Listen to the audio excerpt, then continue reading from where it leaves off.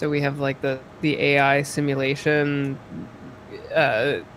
emotional contagion nerd camp, but then like another one next week. So we'll just keep coming back to Lesbos. Is that what you're saying? Yeah, we'll have to keep coming back. You'll have to convince my wife. I'd be up for it.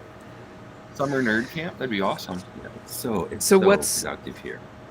How long have you been out there already? I got here Sunday morning early, and you got Sunday night. I got here Sunday night. Yeah. Okay, so what are there learnings already, or you're just like already in the middle of it, so you haven't digested the academic intertwinement? Well, for your model, you're working on the integration of those two models, but nothing profound at this point, I would say. Yeah, we've been figuring out, a lot of how, one of the key things, at least that what I'm doing down here is really building out a more general architecture than what we've used in the past, where we'll have a lot of different things, different sort of modules or functions that the mind can do. But we've realized that even when you have that, it's still difficult sometimes to determine like the behavioral flow, right? Of even though you have all of this useful software and these useful AI functions, understanding how to tell the system, when it's appropriate to use them, changes context by context, and that's something that's more of a challenge than I think a lot of people realize.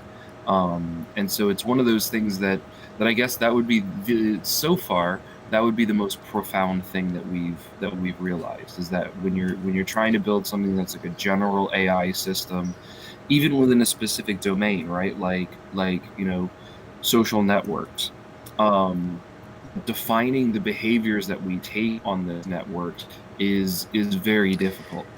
And so, the people who are trying to argue that neural networks will do everything, I'm increasingly convinced that they're wrong. So you're teaching an AI how to understand an AI so that one AI can tell you what the other is basically thinking, because trying to understand what the first one is thinking by its own is too difficult. So you create an AI to help you understand the simulation that you've created, which is a multi-agent system, which all that is just kind of like a bunch of rambling I saw a post about Elon and self-driving, and I guess Elon at some point said, like, it's harder than we thought it was going to be. And the whole comments just devolved on Reddit into like, well, fucking of course, like, just because you can keep your lane on the highway doesn't mean that you can recognize, okay, if there's a human pushing a waste bin, like up the waste bin and there's no human. Like you have to understand how these things, and like you have to understand environment and wind and things you can't see. It's I feel like the closer you get to like the true nature of things, the more that the linear model of understanding doesn't work anymore. Yeah, for sure. Yeah. And I think, the idea of program behaviors is in a lot of ways intimately linked to a linear understanding of time, and you usually have to program it that way. And so when you're doing like behavioral functions, right, like if it's deciding when someone will take a certain action online, or deciding whether or not you need to swerve to get out of the way of a trash can, the line between specifying that logically and trying to come up with some sort of like machine learning system that would cover that rule in its own right, is something that's it's a really weird gray zone in a lot of cases. And the mixing of those two can be really difficult, I think, to kind of figure out where you draw the line, because ultimately you have to have that line somewhere, right? You specified it somewhere in the code. And it's that part of it is much more difficult. I mean, I think where a lot of people get overconfident in these kinds of systems is because it's so easy for us to identify the trash can. But the behavior that we take towards the trash can in any specific context is difficult to define. And so, in the online space, defining emotion and how to model the emotion and recognizing the emotion, that's, in a way far easier than coming up with general behavioral rules for how one acts because of those emotions. Do you find it difficult to explain your work product to people who are not those who you created it with? Yeah. Yes, very, very much so. Very much so. It's one of the biggest challenges, actually. That was one of our discussions last night. When sort of we were coming back after dinner, it was, how do you explain what you're doing, the relevance of what you're doing to other people? And in a way, the answer to kind of be built on a second question, which is, well, are we trying to explain this to academics, or are we trying to explain this to non-academics? And in a way, I'm starting to think that outside of the subset of academics who already like what we're doing, if we set those people aside, where they kind of, you're preaching to the choir, right? They've already been converted. Outside of that subset of individuals, a lot of times I think it might be easier to explain it to regular people than it is to explain it to other academics. That's really interesting. I never thought of that. Yeah, but I agree. Because they like push back. They don't have barriers. Yeah, they have these. Yeah, they have these. Yeah, methodological barriers and like ideological barriers. When you start dealing with like culture, there's a majority of the people who study culture in universities who don't think you can quantify it.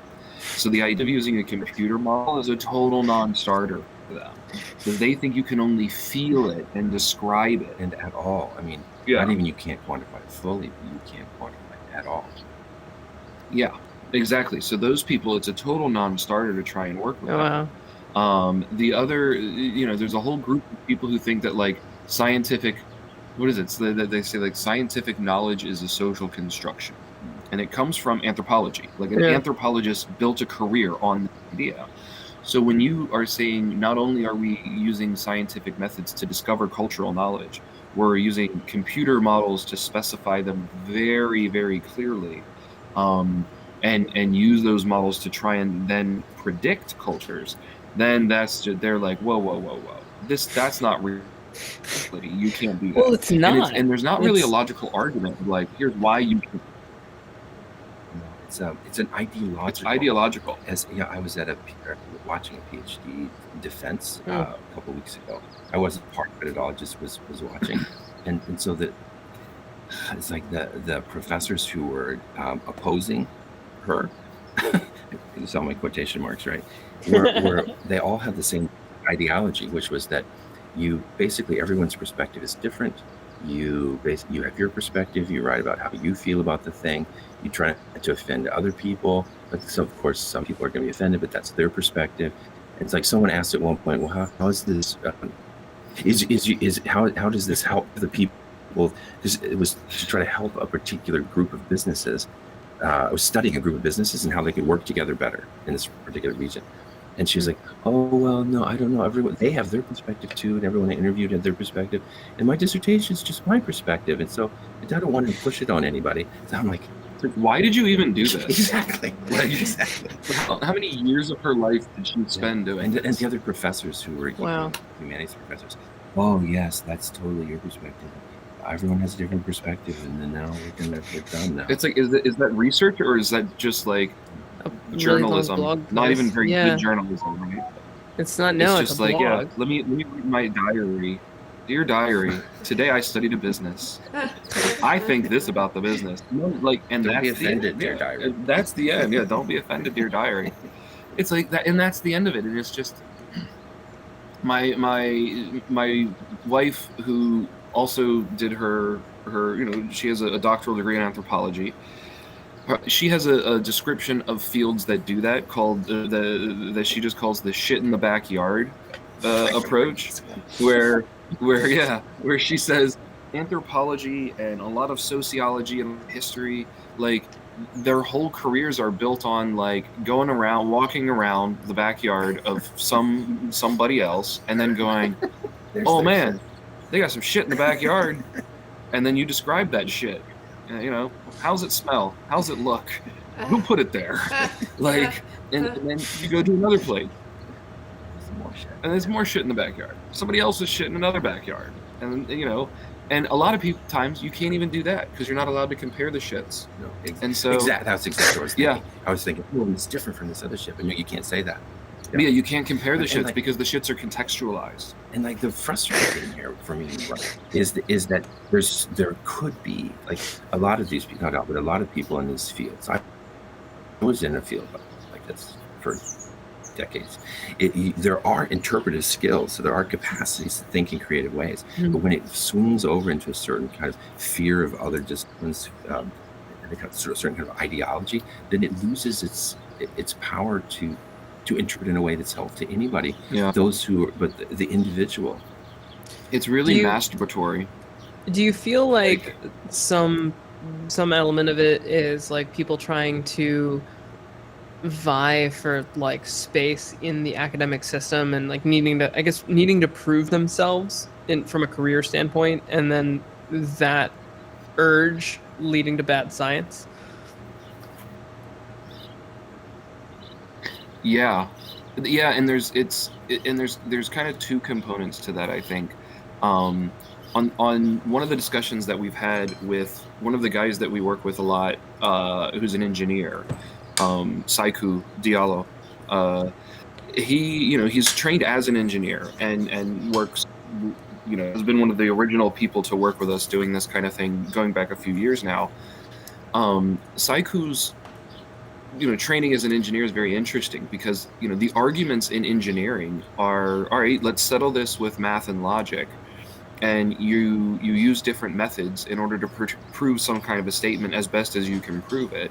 And so you build your career based on discoveries that other people can also make. Whereas in the humanities and the social sciences, you base your career in some social sciences.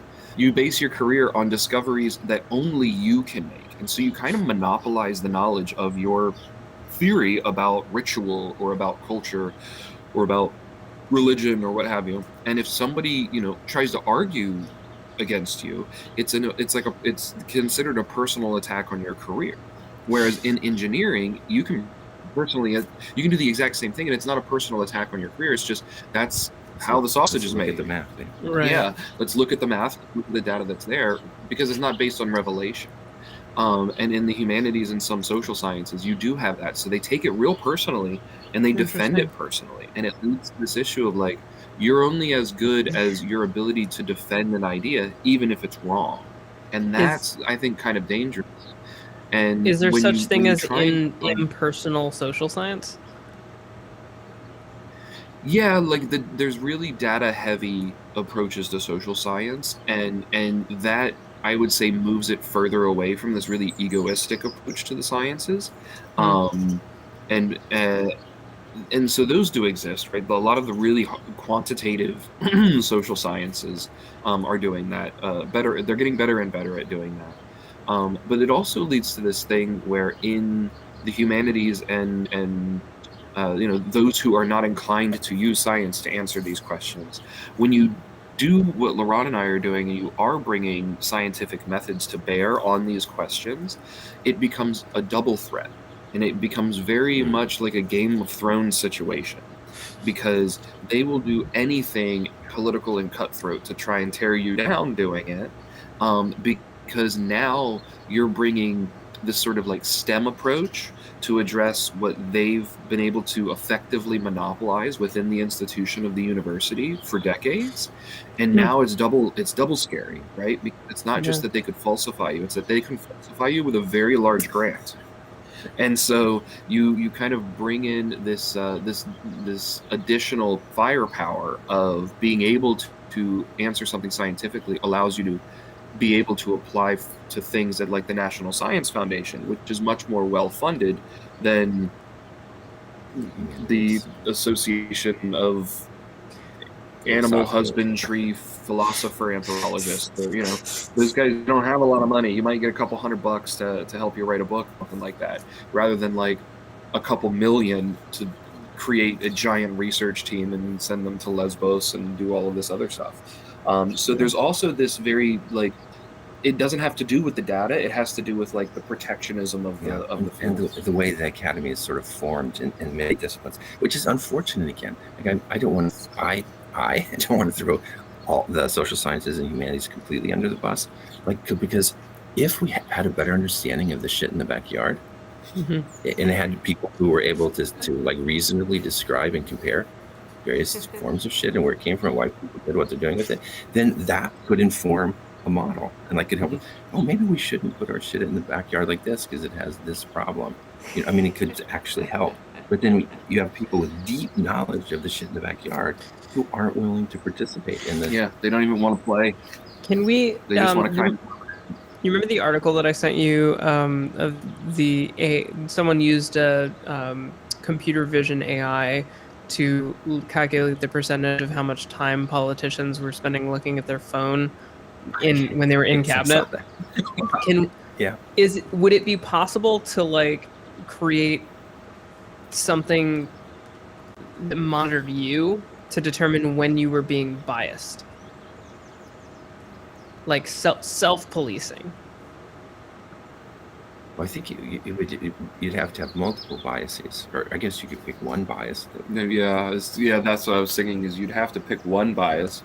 Which bias would you pick, and then how would you find a way of tracking your behavior enough to do that? And you wouldn't be able to like rank your own behavior in the moment because, was it Daniel Kahneman? Right? Nothing as important as you think it is when you're thinking about it. So like retroactively be like, when you posted this, how did you feel about? Mm-hmm. And then just like getting you to rank your own. So what would that require, Justin? You need sensors that like pick up things like cortisol or oxytocin or other things. And then if you have a twitch when you react a certain way, you might have a bodily, like we have these twitches that we don't know about. You might find some kind of pattern, and then when you twitch, and then you might have a bias. You're going to have to figure out a simpler way to do it than cortisol levels. What about heart rate variability? You might be. Heart rate would probably do it because there is a certain excitation in the context in which biases are more prone to occur, because the point of a bias, right, is that you have some sort of cognitive load, that it's more easy to rely on the bias than it is to try and figure out more realistic, even-handed approaches. So you typically do that under periods of stress. So probably use tone or pauses, volume in some cases.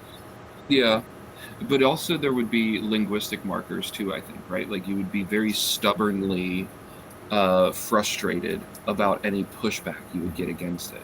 So you could probably do it, like, it'd be interesting to see if, like, just running, like, the sort of, like, two-sided neural networks that you chatbot, right? Like, reverse that idea, and instead of creating, like, a chatbot where it's one side versus another side using an AI, just do it, like, as a research approach to try and model the language between one side and another, only on election years on Facebook. That would probably be the closest thing to a bias AI that you would get, because whatever the mutual patterns are between the two sides of an argument on an election year, if you do that for enough issues with enough people on the political spectrum, whatever those little markers are, that's probably a pretty good proxy. Now's the time to apply for that grant. As I say, the issue with like siloing of information within academia that you've been talking for the past few minutes, I think it's pretty prevalent across all of academia. It's like the business that I'm running right now all started from a USDA grant within the College of Tropical Agriculture in Hawaii, writing a report that we just knew was not going to reach, you know, like they have outreach programs, but they don't actually work, you know, and it's money, it's politics, it's job security, everything that you just said. But it's crazy. There was something that I looked into today with my Constitution study group that is kind of applicable with all these topics around, well, it's around the original fight against contraceptives and the law that was there to, you know, protect the people against obscene materials, which now has turned into this war on the internet of like pornography and social media platforms trying to police what's obscene or what is indecent.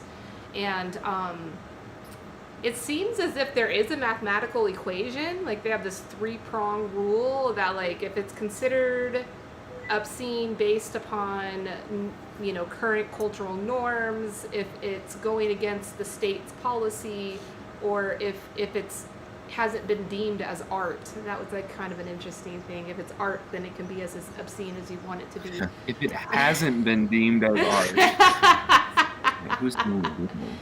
But it seems like right? that's Who's a doing that? Like who's doing that math? But someone has to be doing it, because now it's like Facebook and TikTok, like they have to build in these algorithms to protect. And like there's a big fight going on with TikTok right now, with a lot of creators' content being pulled down. Same exact content as a different creator, the same booty shaking dance as the other creator, but it's like this person is overweight, and then therefore they're considered sexualized or obscene compared to this thin creator that's probably wearing even less clothes. But yeah, it's like there's got to be algorithms behind all of that. I don't know if you all have heard anything about, you know, kind of the science and the sociology behind those algorithms. So that's an interesting case. I don't do anything with TikTok. I know. But yeah, right. I think we discussed that last time. Yeah. But that's a fascinating case, right? Because why is it that one would be taken down and another one wouldn't, if it's pretty much the same booty shake and dance, which my understanding of TikTok is that's pretty much all TikTok is. Yes. But you know, if it's the same booty shaking dance, but the you know, it's two different people, and the only difference really appears to be that one of them is overweight. That's a very interesting case, right? Because yeah, if the skinnier person is, you know, wearing less clothes on average, then why would that have been flagged? Now, in most social media companies, they've automated their obscenity flags, right? Like at Facebook, it's about 98% of everything that's flagged for like community standards, including obscenity, is coming down automatically because of AI that is you know, looking at it. Now, typically that's a machine learning approach that they've leveraged to identify obscenity. Things like you know, any kind of, you know, what was the whole thing on Facebook a few years ago, the Free the Nipple campaign. Because you can't have female nipples on Facebook. Like that's where they drew the line. Like, you know, there's no art with female nipple nipples. is fine. I don't know like that. Yeah. Yeah, and that was the thing, right? A male nipple, totally cool. But like female nipple, like And What if it's National Geographic? No, you can't. No, it doesn't. Yeah, even though that would be educational, presumably. Yeah, I mean, if it's the So, same, yeah, or like I art. think it's the same thing as the like self-driving car. It's all about context. So can you? Yeah, I mean, particularly for the art argument. So I think it was one of the Supreme Court justices, sort of early on in that they had they argued that they know it when they see it, and that's one of those things, you know, it's hard to argue, or it's hard to algorithmically capture the "I know it when I see it" of a judge. But you can algorithmically capture the "I know it when I see it" of a large group of people, right? And so the way that a lot of these algorithms are trained are because the users on the platform are flagging this as obscene. And that's something that's then used to train the algorithm. So this might explain the discrepancy, you know, insofar as, you know, that's like a viable pattern, right? You know, assuming it is. That's probably why it is you get those things that are flagging, is that the users aren't flagging the skinny woman who's doing the same shake and dance with less clothes on. They don't view that as obscene. They view that as something they'd like to see. Whereas the woman who's larger, they're flagging that as obscene, and the algorithms are then being trained that that is obscene and that's not. So insofar as those algorithms can pick up body weight as a feature, it's going to flag body weight because the community, largely voting through their own clicking on flagging this as obscene, are training that algorithm to say that's not something that they want to see. That's something they find obscene.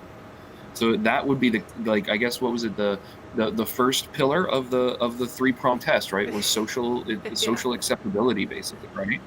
Yeah. That's what they would be leveraging in that part of the algorithm. Yeah. Well, I guess we've But made it's it kind a of long funny, way. like 60 years ago, information mailers about contraceptives was what was obscene and what people were banging doors down for. And now we're in a completely different place. Information mailers about contraceptives was obscene. Yeah, we've come a long way from that and TikTok. Yeah. And now we're worried about whether or not you can have nipples on Facebook. There's still places in the world where seeing someone's ankles is maybe not obscene, but very sexually revealing. Yeah. Yeah, I wouldn't think they would deem it obscene. If I'm not mistaken, in Saudi Arabia, you... Why would they? I don't think that they would say it's obscene. Like they would feel modest about it. They would feel, kind of ashamed if they saw somebody's ankle or knee. I've lived in one of those places. I've been a woman that had to cover my knees before. But I could have been topless. I could have been walking around completely topless, no problem. But I think it's the idea of obscenity is very different, and it's like there could be some roots of supremacy in the idea of obscenity, right? Because like you're making a judgment that something else is not worthy to exist because it's not pure enough or it's not good enough. It's like when I showed my knee by accident in public when I lived in Niger. I was in West Africa, Muslim country. No one would hide me behind a curtain or something if that happened. Like they just might be a little ashamed and maybe turn their head away, and that was it. But there wasn't like this public shame that came if you're showing your legs off. It's a lot different here. This concept of obscenity. I wonder about that, Elise, is if you weren't considered a part of the in-group in Niger, so there's a little acceptance of tolerance of that, like you're just different from a different culture, and what's obscene to you doesn't really matter. I'd be curious to see if there is a Niger woman doing the same thing. What would happen? What would be the difference? Oh no, yeah, I mean that's part of her culture as well. Like she is also ashamed if the knee's showing.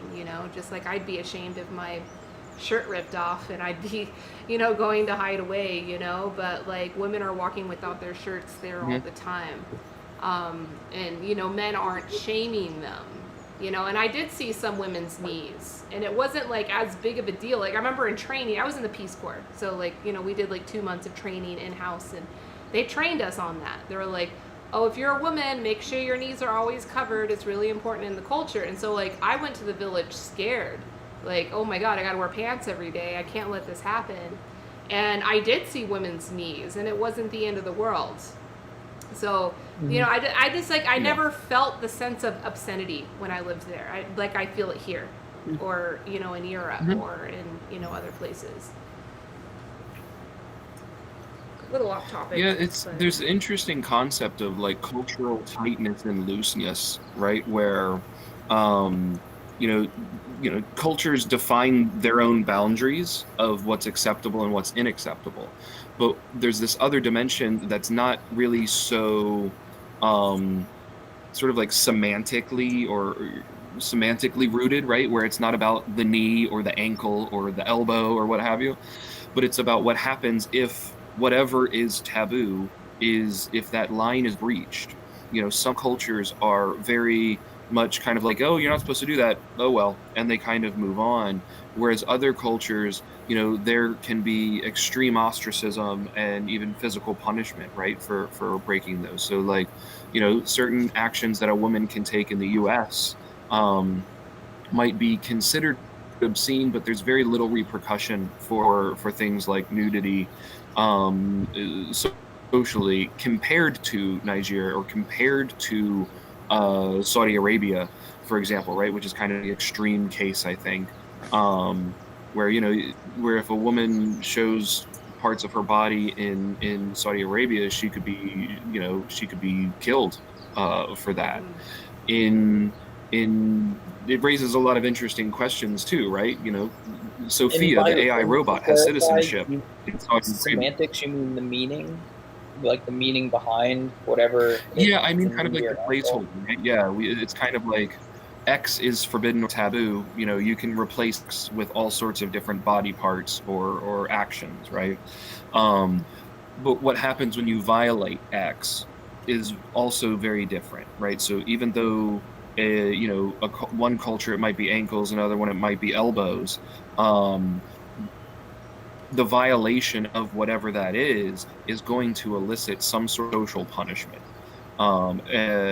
regardless of that culture. It's just the strength and intensity of that punishment varies from place to place, and it also varies from place to place within a country as well, right? Like, so certain states in the United States are much more open to violations of social norms than other places, and you're going to have stricter punishments for violating those social norms. Universities, for example, have become, oddly enough, one of the most conservative institutions in the United States because of that. If you violate their social norms, you will, it used to be that tenure was sacred, and now you can have, your tenure track derailed, basically, over violating certain social norms. Whereas other institutions, violating social norms are kind of swept under the rug, and they don't really worry so much about it. And so it becomes, it's a very interesting thing to look at that, right? Like, how does a culture react? In social media, we usually just react by, sending you a pop-up that says, we've removed this content, don't do it again. And if you do it too many times, then they say, all right, we're going to ban you for a couple days.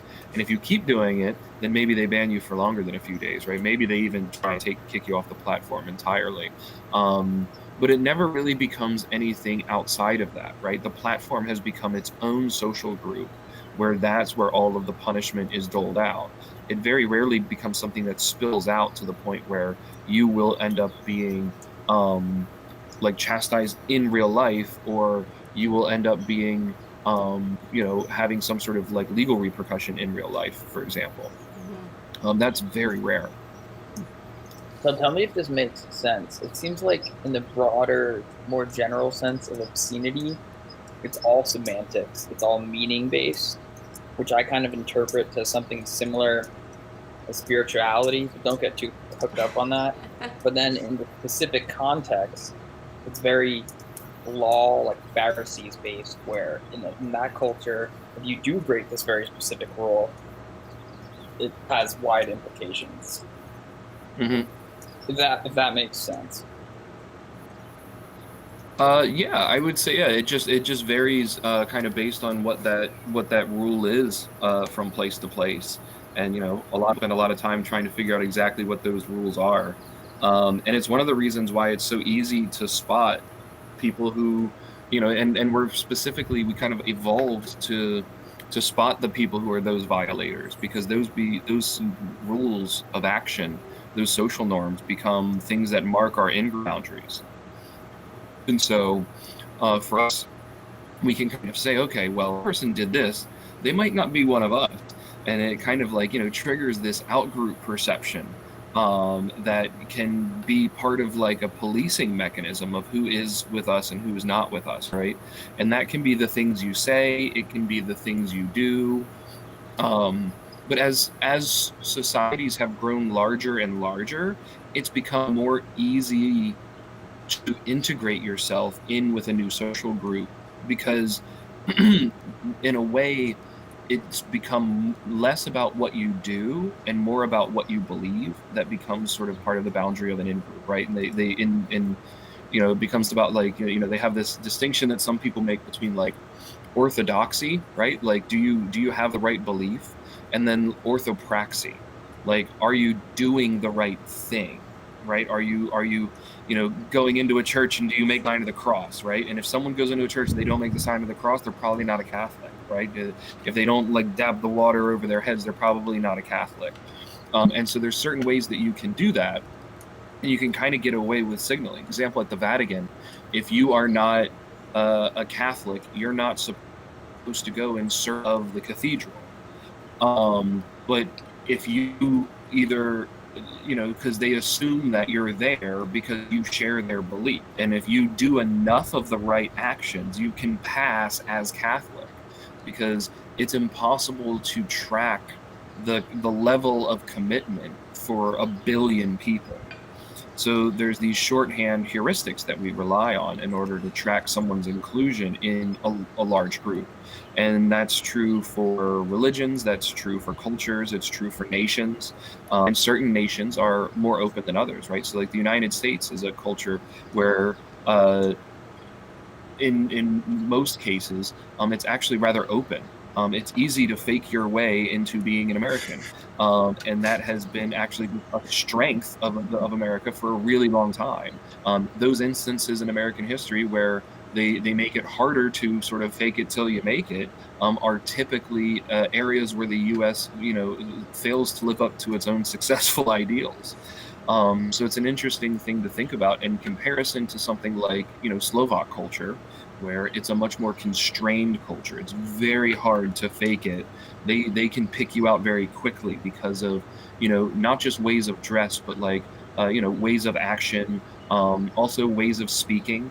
Right? In America, English is very dominant, and a lot of people speak English. And so if you can speak English, they might assume, there might just be an American immigrant. So it's an interesting thing to think about. Right? When you go to a small scale cult, you can't fake it. Could you create kind of like a closed to openness score, so that you could like see? I'm interested in the individual deviations. Already, yeah. So like if this individual is at this level, deviation of, well, like if person A is at a certain level, and then in a given conversation they deviate from their norm, it's like behavior that is atypical. And so then if you alert that person to like, hey, you are doing atypical behavior of you in the past, just so you know. Yeah, we can do that. We have that built into Pyth already, by the way.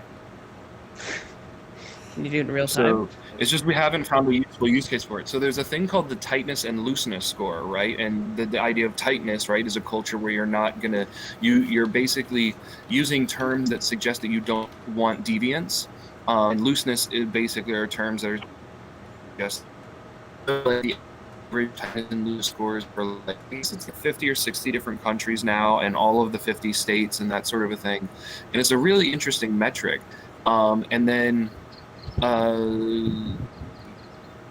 Susan Gelfand and Josh Jackson at University of something Carolina, North Carolina, at North Carolina, they developed a couple of linguistic tags that, and I was in a conversation like this. They were doing this actually during my research at Oxford, so back and forth, and like, can we figure out use cases for this?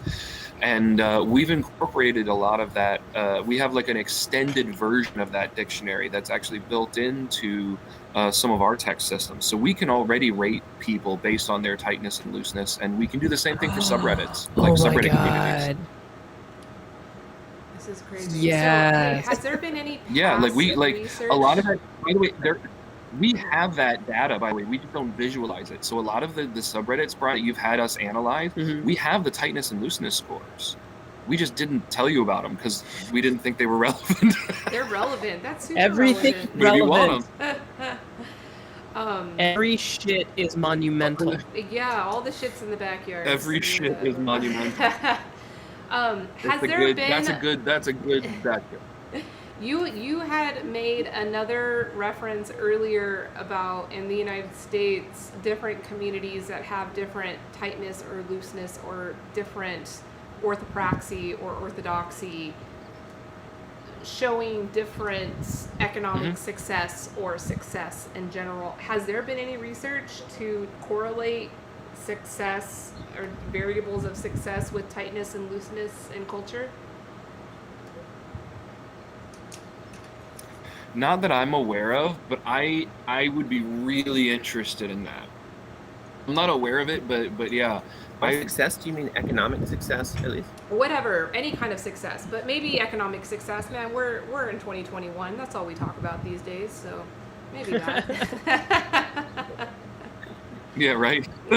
Like, yeah, I think that would be a really interesting one too, because there are certain things that you would and wouldn't want to do if you're economically successful. I think it would be really interesting to track if you can track the changes in that over time, right? Do you have to go through periods of tightness and looseness to do that? I would think that the answer is actually that if you are economically successful, that you're going to run a pretty tight ship, right? You're not going to you're going to say, this is kind of how I was raised, these are the norms that we follow, and you're going to continue those.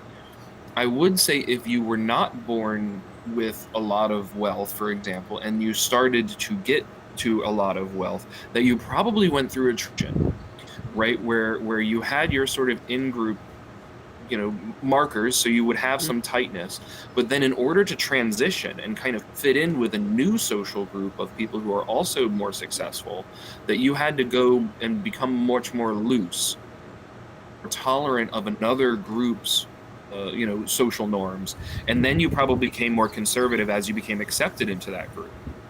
So there's probably a transition period, right, where an individual would want to become less loose, not necessarily whether or not they're successful, but whether or not they're changing their success level. And as they're changing their success level, they're going to be more loose so that they can more easily integrate themselves with wherever they end up landing. So can the terms it's one of the reasons why a lot of people who are born interchanged in this spectrum? Say again? Can the terms conservative and liberal be interchanged with these terms loosely when it comes to looseness and tightness? No, actually. So that was okay. No, yeah. So that was one of my first thoughts, right? Is can you use that as like a proxy for it? And you can't. Okay. It does not load very well. Okay. And they've done a study that was published in Science 10 years ago or so, when this first became big, that looked at the tightness and looseness measure in not just in the US, but in a lot of different countries, and was not able to load the same scores onto measures of political conservatism or liberalism.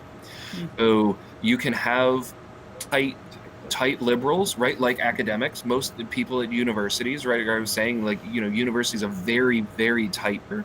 They're also very, very liberal. And then you also, conservative looseness, right?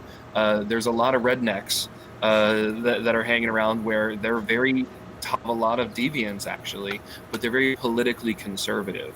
And you have that. You also have there's a sort of a lot of those the people who are more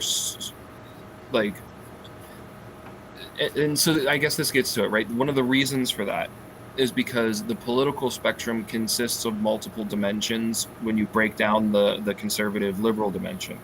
And if you're looking at the economic conservative liberal dimension, it doesn't map very well. But if you look at the social economic conservative dimension, it kind of matches well, but there are pockets on the outskirts, right? On the extremes of either political side, you get extreme tightness.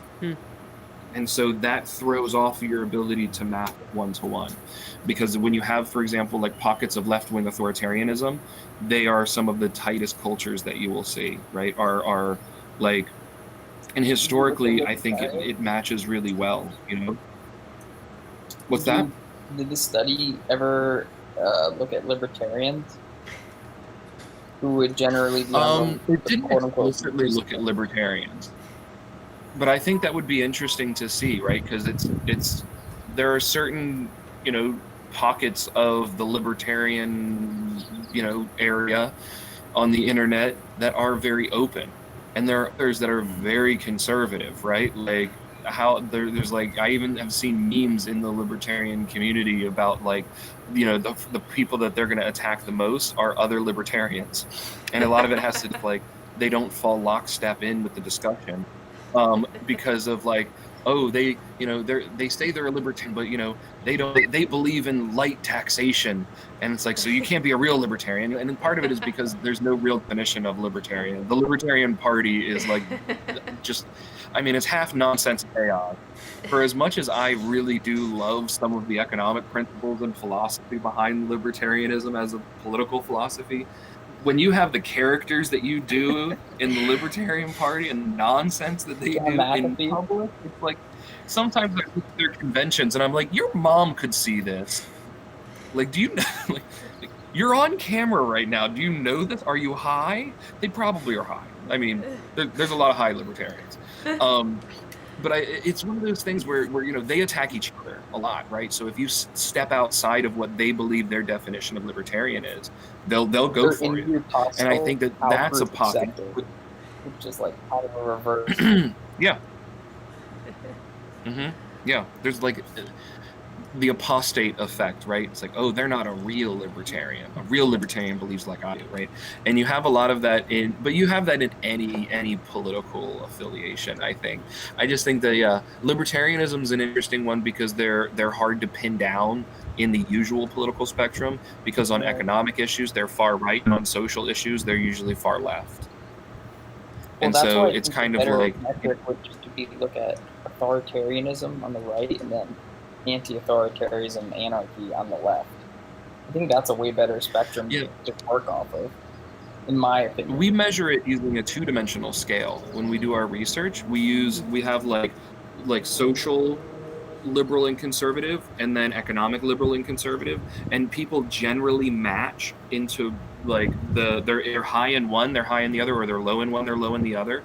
But you also do get the libertarian pockets where they're high in economic conservatism and very like but low in social conservatism. So they're a social liberal and economic conservative. So you get that, and then we do get the opposite, but it's almost like an anomaly. You don't see a lot of people who are really like economically liberal, socially conservative. Well, maybe for some reason that pocket is usually very empty. In Europe, in like maybe certain areas of Germany or Russia, you could probably find that. Yeah, you probably could, I think. Particularly where you have like the nationalist parties. Nationalist parties. Nat parties tend to go conservative on both dimensions, though.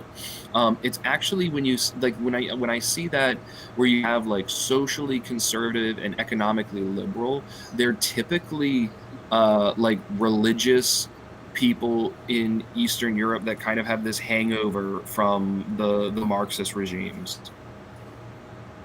Wait, and it's their social like Marxist beliefs, but their social beliefs come from religion.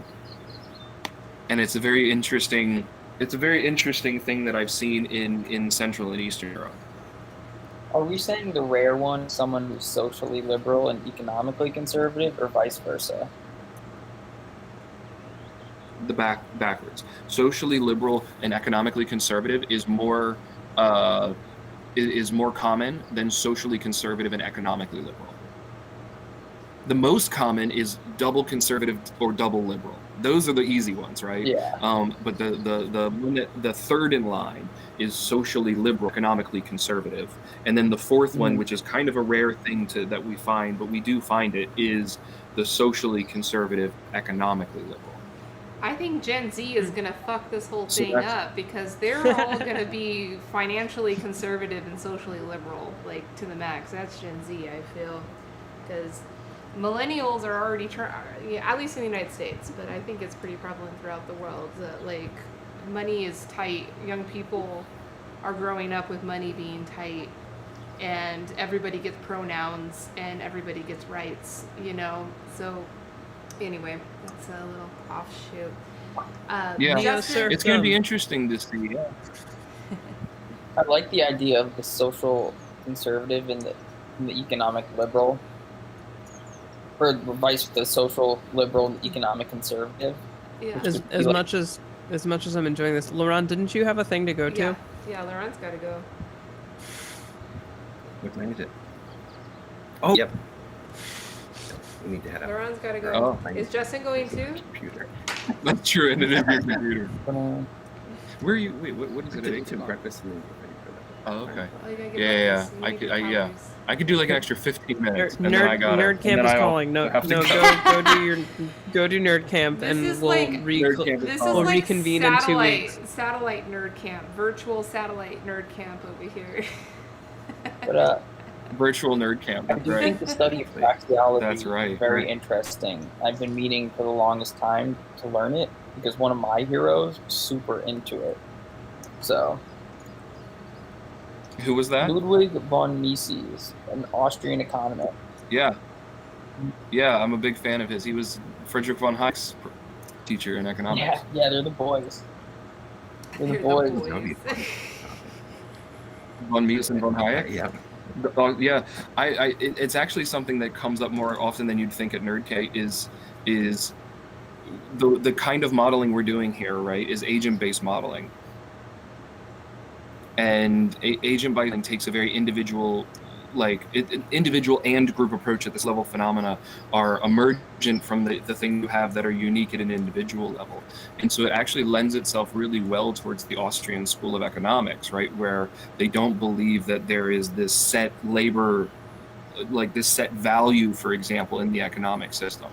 That's one of the main between like the Austrian school of economics and like the let's say like the Marxist schools of thought, where labor theory of value suggests that there is a tangible dollar sign you can put on someone's labor, whereas in the Austrian school it's that you perceive that value in a particular context All to value is objective. be X, and in another context it's Yeah, all value. yeah, exactly. So is value objective or subjective, right? And and it changes, right? In the Austrian school, value is subjective, right? Each individual person views every other person's value differently. And in Marxist school, you have to set it to be objective, and so you have to say that's what it is. Now, in psychology, we know that it is subjective, right? Every study has proven that it is objective, right? And it's one of the key reasons why that violation disproves the fundamental assumptions of Marxist economic theory.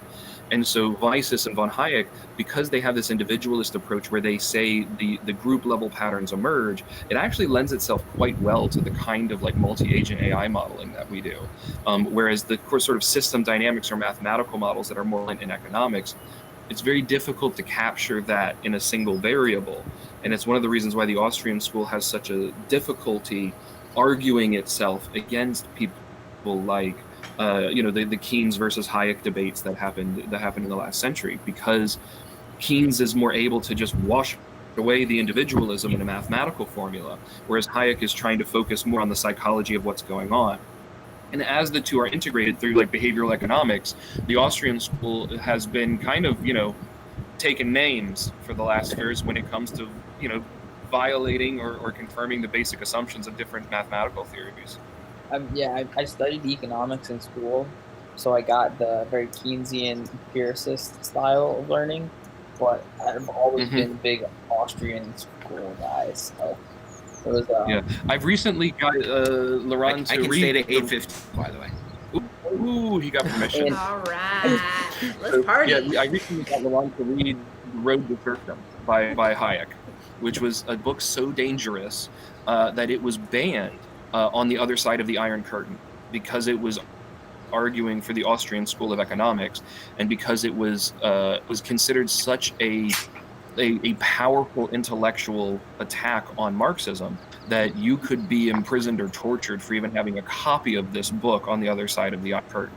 So I proudly display it in my library in Slovakia, where it would have been punishable by torture not 30 years ago. It's somewhere in So here. a lot can change. I read the same Somewhere in somewhere there. in Somewhere in there. But Yeah, and it's funny to see how few people still in Slovakia read the material that was banned by the regime 30 years ago. So when I bring this up, even with economists, they're like, we've heard of it, but we've never actually studied it. We've never read it. We've really focused on the intellectual traditions of the university, which still come out of, that sort of, a hangover of 50 years of, not being able to study it. So a lot of them, they've heard of it, but they don't have, they've never done it cover to cover. But then again, most people who fight against Marxism have never read Das Kapital cover to cover either. Nope. It's funny, I actually keep Hayek right next to my copy of Das Kapital. I think Marx brings up some really interesting points of how to break down like labor induced with resources creates this sort of like personal property.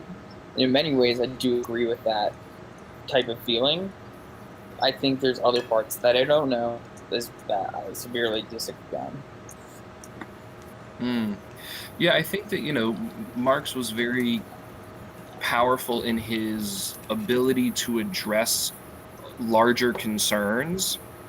So he had the right question. He just came up with the wrong answer. Yeah. Because the theory washes out the individual, right? And you see that based on the key assumption of the theory being, the theory of value within Marxism. It washes out the individualism, and to institute that as a political system, you also have to wash out the individualism, which is why you see such, these levels of, cultural tightness, extreme tightness, in Marxist societies. Right, you cannot break out of the regime once Marxism is instituted at a larger scale in Eastern Europe, in Russia, in China, in Vietnam, Cambodia, all of these places where it was there. North Korea, you see this extreme tightness that leads to the reverse of what Marxism says it's trying to get rid of. Right, this absolute concentrated in the hands of a few. The issue, the issue is that the sickness and the medicine. He wants a dictator. He wants an authoritarian dictator to get rid of all the authoritarianism in the country. Yeah, it's like and it's why it's never worked. Yeah, it's why it's never worked. What if you have an authoritarian? I don't think it ever will work at scale. What if it's not an authoritarian person? What if it's an authoritarian AI? Oh shit, Brian. Get out of here. Get out of here, Brian. If it's an authoritarian AI, you have China. Like, China has an authoritarian Marxist AI, and they're just rounding up minorities using facial recognition and throwing them in concentration camps for re-education. And on that super uplifting and positive but very factual note, Are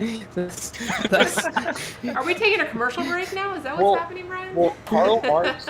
This episode brought to you by VPN and data security. This episode brought to you by Marcus. The screen goes black. Faction between Marxists who are authoritarian. They've cut off the internet.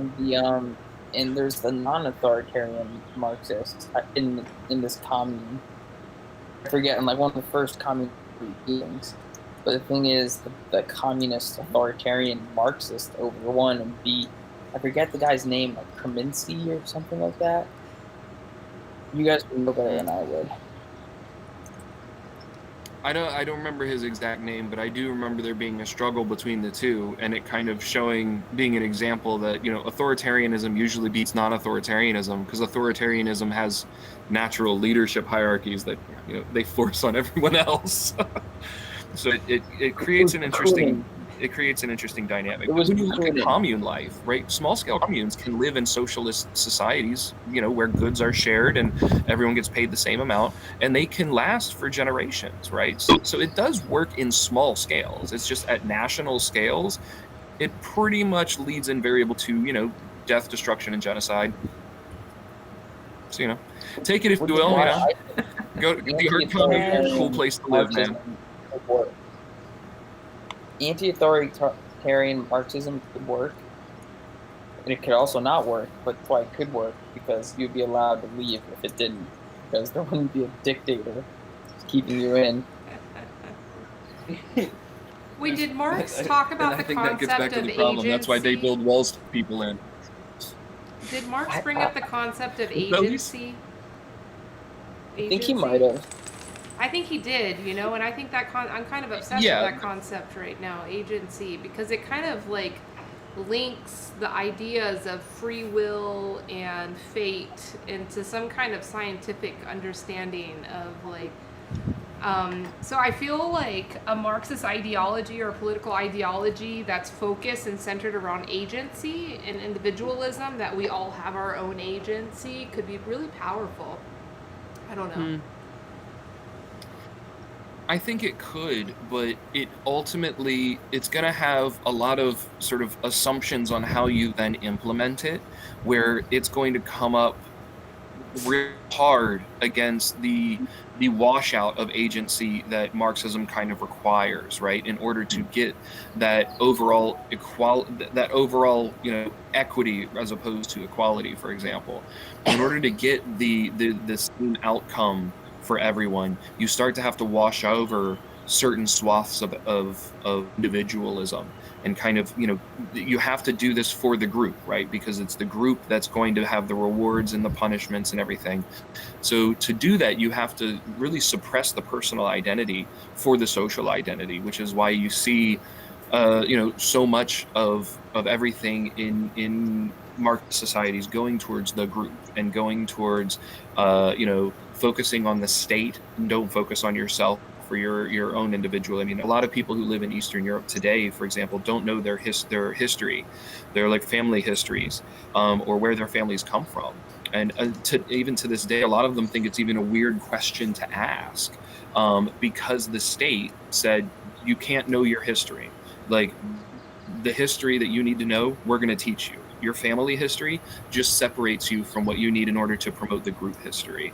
And that sort of that sense of individual agency has to be suppressed in order to have you do things for the greater good rather than to do things for yourself. And I think that are the things that goes up against the Austrian school, which has a different approach, which is that the only way that you can really get better is by cooperating with the other individuals in your group as on a one-on-one basis, and that's the most efficient way to do it, as opposed to saying you have to do this for the group and suppressing the individuality. So in the other side of the coin, they say you can do what you want, but if you don't act good, like if you don't act the way you're supposed to, if you don't cooperate with others, you're hard pressed to get ahead in life.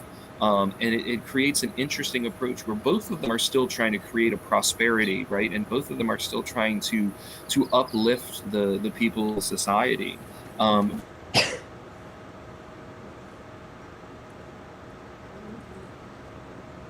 And sometimes society just breaks down, freezes. Yeah. And this is where we need a benevolent dictator to step in. We lost them all together. Yeah. That's cool. Caleb, thank you for being here and asking so many good questions. Oh, I was good. happy to be here. Very good question. Should we end the stream? I like to pick people's brains. And they have a lot of brains to pick. Yeah, they're also in the seems like many of our interests clap, so that always is helpful. Yeah, I don't understand how, if the concept of agency can exist within your consciousness, how a lack of individualism can also exist. I just don't know. Like, I don't know. I'm new to the concept of agency, but I just don't get it. Well, that's why I think, like, governments that try and group people together and then say that they will represent them is kind of just a fallacy. Because I think everyone has agency in their own bodies. Yeah. And when you give power to a group, you're not really giving it to some group. You're giving it to another person, or group of person that has their own agencies. Yeah. That you hope you make the best group decisions. And this is where the AI can come in handy. To, you know, if we need to generalize, like, why not use a robot to help us generalize if we need to? Don't let our brains and our judgments get involved. Brian, this is happening Wednesday again? Every 2 weeks. So it'll be 2 weeks from today. Is that in the calendar up there? It is. Indeed it is. I forget about it. All right, I'm going to all end the this time. stream. We will be back here in exactly 2 weeks at Practicing Safe Sects. All right. Thanks Yes. for dropping in. Lots of practice. No. Lots of practice over here.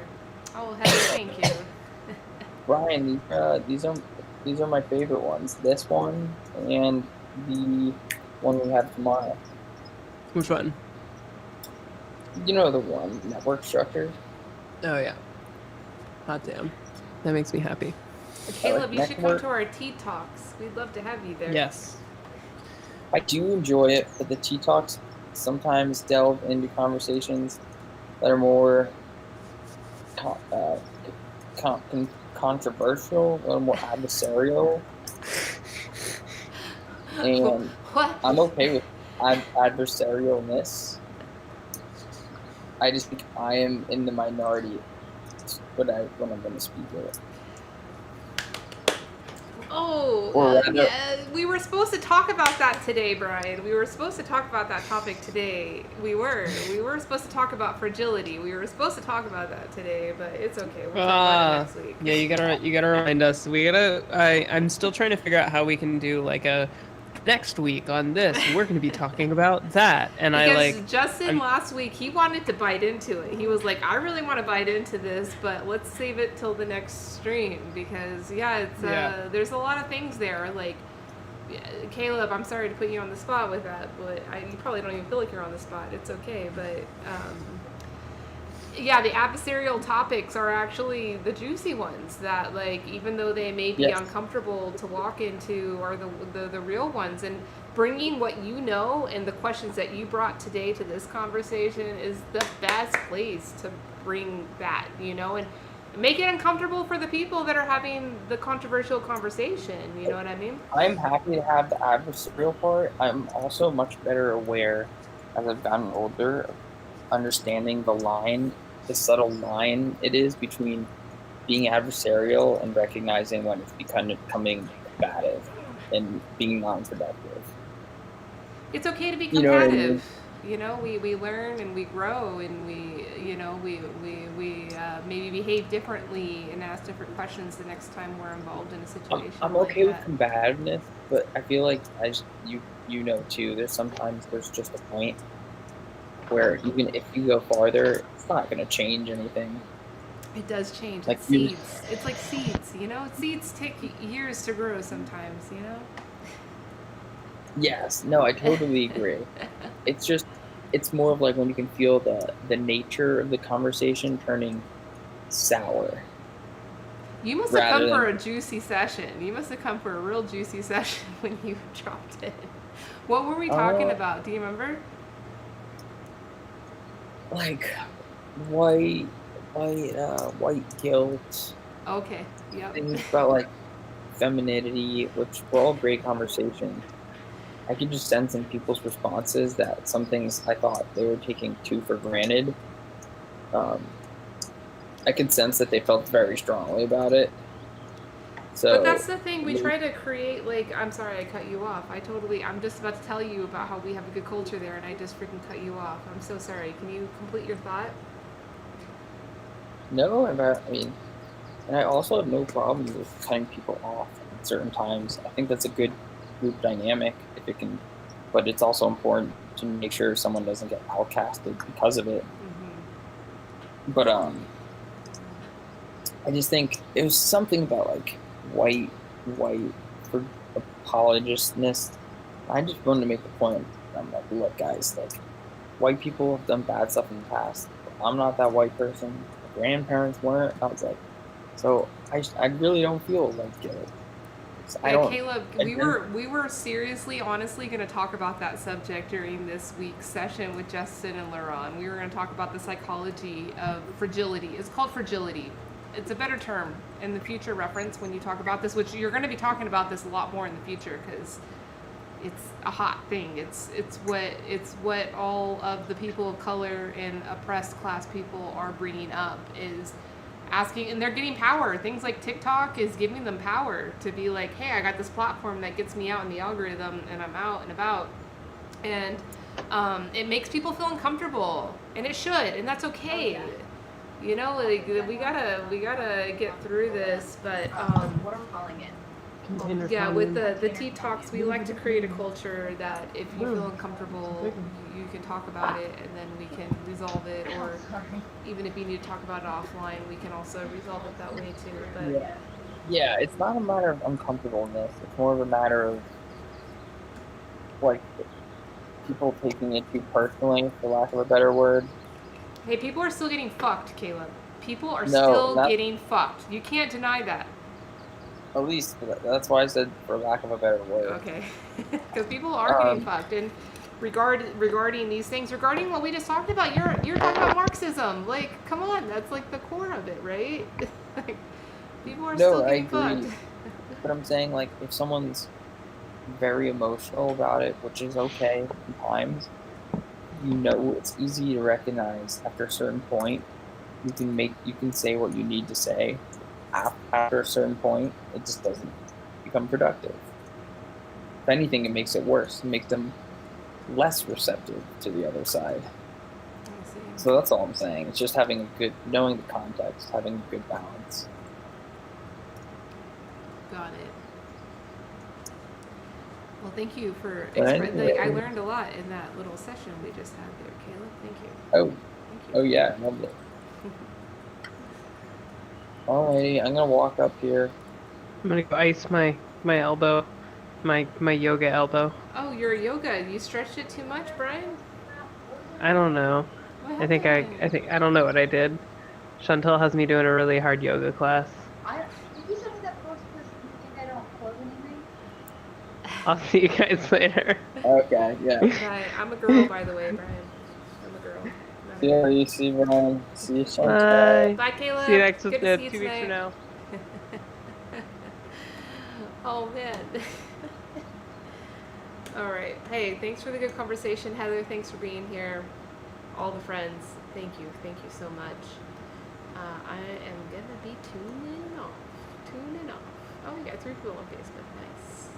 Much love. See you all tomorrow for Tea Talks. We'll be back in Topia.